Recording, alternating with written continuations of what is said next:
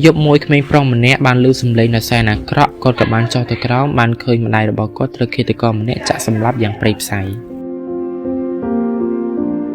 នៅយប់មួយឆ្នាំ2008ក្មេងអាយុ9ឆ្នាំដែលមានឈ្មោះថា Nathan Thompson ដែលរស់នៅក្នុងរដ្ឋ Scotland បានភ្ញាក់ពីដំណេកដោយសារតែមានការឮសំឡេងខ្លាំងពេកពីជាន់ខាងក្រោមគាត់បានធ្វើដំណើរក៏បានជួបប្រទះនឹងហេតុការណ៍ដ៏សែនរន្ធត់មួយគាត់បានឃើញឃាតករម្នាក់ចាក់ម្ដាយរបស់គាត់រហូតដល់12កំបិតចាក់ហើយចាក់ទៀតចាក់ហើយចាក់ទៀតពេលនោះគាត់បានគិតអីច្រើនទេបានចូលទៅហាមឃាត់ឃាតករម្នាក់នោះហើយក៏បានប្រើកម្លាំងដែលគាត់មានទៅវាយដំបរិសុទ្ធដែលជាឃាតក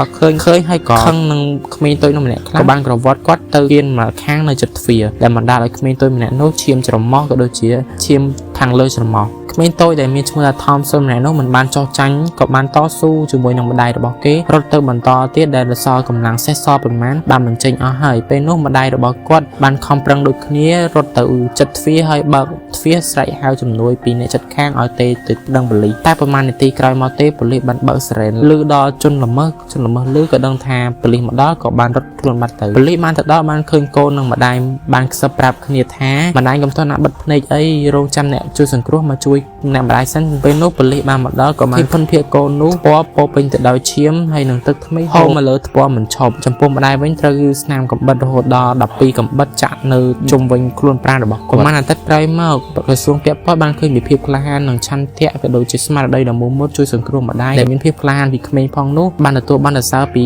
ខាងរដ្ឋដែលបានពាក់ព័ន្ធអ្នកនរគ្នាគិតថារឿងក្តីមួយនេះពិតជាស័ក្តិសមឲ្យក្មេងតូចម្នាក់នេះទទួលបានសរសើរនេះមែនទេតើគាត់ពិតជាក្លាហានដោយដែលគេបាននិយាយមែនទេអ្នកនរគ្នាគិតថាមែនសម្ដែងមតិអ្នកនរគ្នានៅខាងក្រោមខ្ញុំនឹងជួបអ្នកនរគ្នាម្ដងទៀតនៅពេលក្រោយបាយបាយ